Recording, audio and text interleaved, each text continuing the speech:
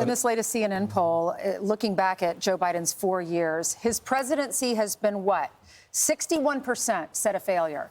38% said success. Ainsley, who are those 38%? I'm wondering. Right? I'm wondering. Biden's job approval is at 36%, according to the CNN poll. And it's not like he has the ability, during this time that he was talking to the press. He gave everyone the Heisman, the press, not even friendly press for the most part, and until he was about to lose the candidacy, and he ultimately lost it, where he did 7 network interviews in 10 days. But overall, people would point out that, hey, Truman left office. He was about 28% approval rating. Now almost everyone puts him on the near great level. He'll never reach this. Much different because Truman goes through a war. But I would also add that Joe Biden, every time he brings up what he did for green energy, all I hear is lie. Because he called it the Inflation Reduction Act, and now he brags that it was a new Green Deal. Well, he's not just bragging about that. Not only did he have his wife there, but he had Hunter Biden sitting there listening to the speech. It's been reported that they are very active, pretty much running things at this point.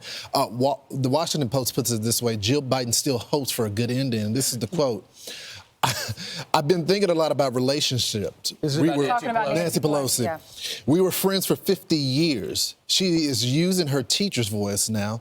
It was disappointing. So there's a lot of bitterness right now in the White House because Nancy Pelosi asked him to step aside. Yeah. The control room, could you put up that wide shot through the window once again at Joe Biden giving the speech? He's at the Resolute desk, and then you see his family and the vice president. They are all dressed in black right there, as you can see. The next slide right there. If you look carefully, and the New York Post points this out, it might actually be behind our logo. Joe Biden is sitting on a pillow. We don't know if it was a rough 4 years or whatever, but apparently he has taken now to sitting on a pillow. Apparently he needs all the support he can get. So in that article from the Washington Post, they interviewed Jill Biden, and it was at the beginning of January, and it was just released. There's a pillow. And she said where's the pillow? Let me see.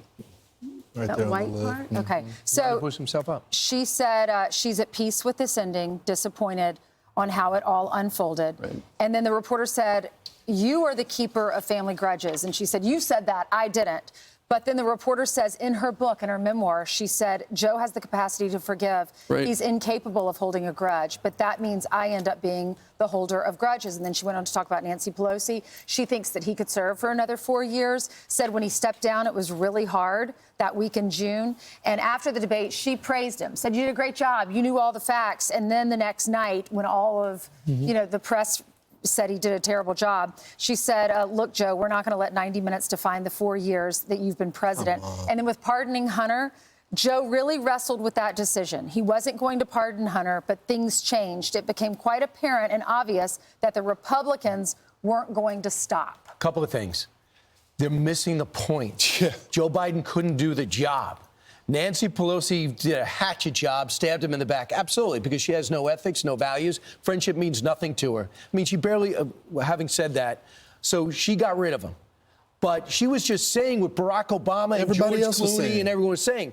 Jill Biden should be honest with herself and said a good spouse who cared about her husband after 2022 and saw that he couldn't do the job would have said, this is the time to get out. We did well in the midterms. You won the election, more votes than any Democrat in history, so we got to get out.